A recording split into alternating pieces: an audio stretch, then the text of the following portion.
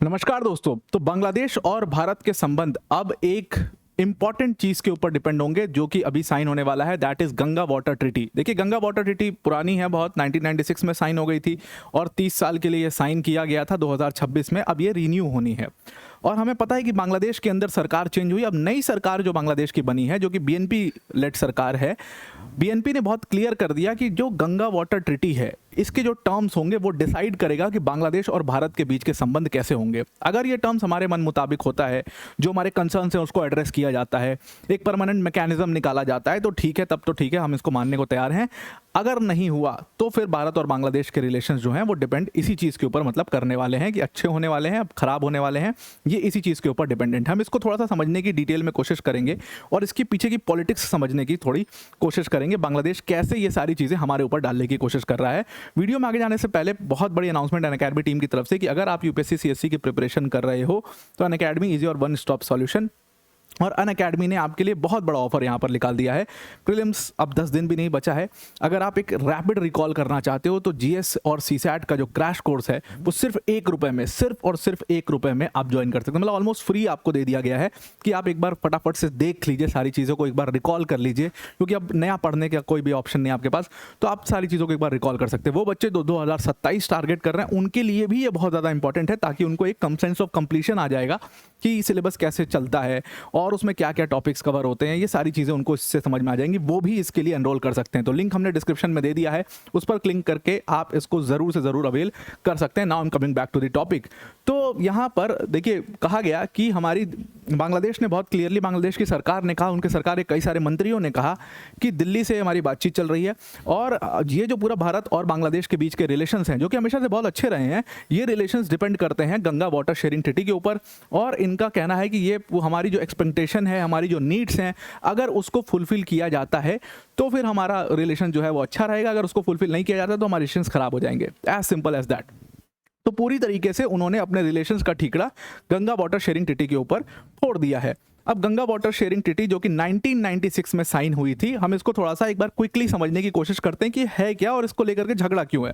देखो, सबसे पहले क्या है कि ये गंगा रिवर आपको दिख रही होगी मैप में, गंगा रिवर जो कि फ्लो हो रही है भारत से बांग्लादेश में आ रही है। भारत में इसको गंगा कहते हैं हम, जैसे ही गंगा रिवर बांग्लादेश में जाती है उसको पद्मा रिवर वहां पर बोला जाता है। अब ये जो रिवर जा रही है इसके ऊपर जस्ट आपने बॉर्डर के पास देखा कि वेस्ट बंगाल में एक बहुत बड़ा बराज है, जिसके बारे में आपको पता भी होगा, फरक्का बराज कहते हैं इसको। ये फरक्का बराज भारत ने बना रखा है और ये फरक्का बराज क्या करता है कि गंगा रिवर का बहुत सारा पानी हुगली रिवर में ट्रांसफर करता है, उसको डिस्ट्रीब्यूट करता है हुगली रिवर की तरफ, उसको डाइवर्ट करता है हुगली रिवर की तरफ। और ये हुगली रिवर जो है वो यहाँ से जा रही है। हुगली रिवर में पानी डाइवर्ट करने के 2-3 रीजन है, ताकि वो रिफाइन हो सके, और दूसरी चीज़ कि कोलकाता पोर्ट यहाँ पर मौजूद है, उस कोलकाता पोर्ट में इनफ पानी हो सके कि हम उसको एक्सेसिबल बना सके, उसको यूज़ कर सके अपने फायदे के लिए। तो ये सिंपल सा लॉजिक है। अब यहाँ पर बांग्लादेश का कंसर्न ये है, उनका कहना है, जो हर देश का कहना होता है, जो जनरली आप मैक्सिमम जगह पर ये इशू देख रहे हो, कि ये जो पानी जब नीचे आ रहा है और आप यहाँ पर बराज बना रहे हो, तो जो बांग्लादेश का ये नदी है, जो बांग्लादेश की ये रिवर है, बांग्लादेश की इस रिवर में पानी इनफ नहीं बचता और लोगों तक उतना पानी नहीं पहुंचता, तो हमारा एग्रीकल्चर जो है वो सफ़र करता है, फिशिंग जो है वो सफ़र करती है, सारी चीज़ें सफ़र करती है। तो ये इशू था, इसको एड्रेस करने के लिए 1996 में एक ट्रीटी की गई, जिसको गंगा वाटर ट्रीटी 1996 कहा गया। अब ये गंगा वाटर ट्रीटी क्या करती है?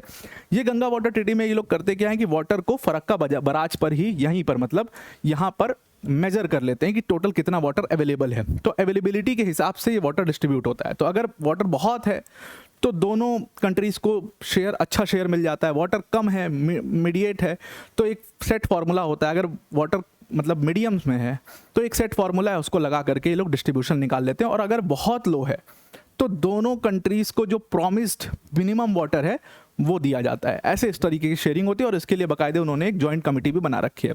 अब यहाँ पर 10 डे का ये पूरा फार्मूला होता है और ड्राई सीजन को ये एड्रेस करते हैं। ड्राई सीजन में जनरली वाटर की कमी होती है, तो वहाँ पर हर 10 दिन में ये लोग पानी को कैलकुलेट करके और इस तरीके से डिस्ट्रीब्यूट करते हैं।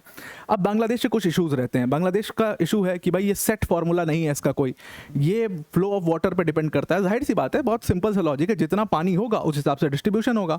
पर बांग्लादेश इससे खुश नहीं रहता। उनका कंसर्न ये है कि एक सेट फार्मूला हो, उस हिसाब से हमें एक प्रॉमिस्ड वाटर इतना तो हमें मिलना ही चाहिए, उस हिसाब से एक मैकेनिज्म बनना चाहिए। तो ये ट्रीटी जो है वो लगभग 30 साल के लिए थी। 19 1996 में इसको साइन किया गया था और 30 साल हो चुके हैं, तो अब 2026 में ट्रीटी दोबारा से साइन होनी है और इसी को लेकर के सारा इशू बांग्लादेश की सरकार बनाने की कोशिश कर रही है। यहाँ पर उन्होंने कहा कि हमने भारत को एकदम क्लियर मैसेजिंग दे दी है कि अगर आप हमारे साथ अच्छे रिलेशंस, अच्छे संबंध बनाना चाहते हैं तो आपको जो पूरा गंगा वाटर ट्रीटी है उसको जब हम रिन्यू कर रहे हैं तो उसमें जो इंपॉर्टेंट कंडीशंस हैं हमारी, उसको एड्रेस करना पड़ेगा, जो हमारी पानी की नीड्स हैं उसको एड्रेस करना पड़ेगा। अब देखिए बहुत बड़ा इशू ये है कि क्लाइमेट चेंज की वजह से बहुत तेज़ी से इसके ऊपर इम्पैक्ट पड़ रहा है, बायोडाइवर्सिटी के ऊपर इम्पैक्ट पड़ रहा है, तो उसका इम्पैक्ट हर जगह पर देखा जा रहा है। ये बात बांग्लादेश को समझनी पड़ेगी। उन्होंने कहा कि हमारी नीड्स आप फुलफिल करिए। बीएनपी के जो सेक्रेटरी जनरल हैं मिर्ज़ा फ़खरुल इस्लाम, उन्होंने भी यही सेम बात यहाँ पर कही और मल्टीपल लोगों ने इस बात को कहा कि जो फ़रक्का एग्रीमेंट है, उन्होंने जो फ़रक्का एग्रीमेंट है उसी पर डिपेंड करता है सारा चीज़ कि हमारे रिलेशंस कैसे होंगे कैसे नहीं होंगे। अब देखिए उन्होंने कहा कि 30 साल की जो पूरी 30 साल की जो पूरी ट्रीटी थी, अवामी लीग की सरकार मोस्टली रही उसमें।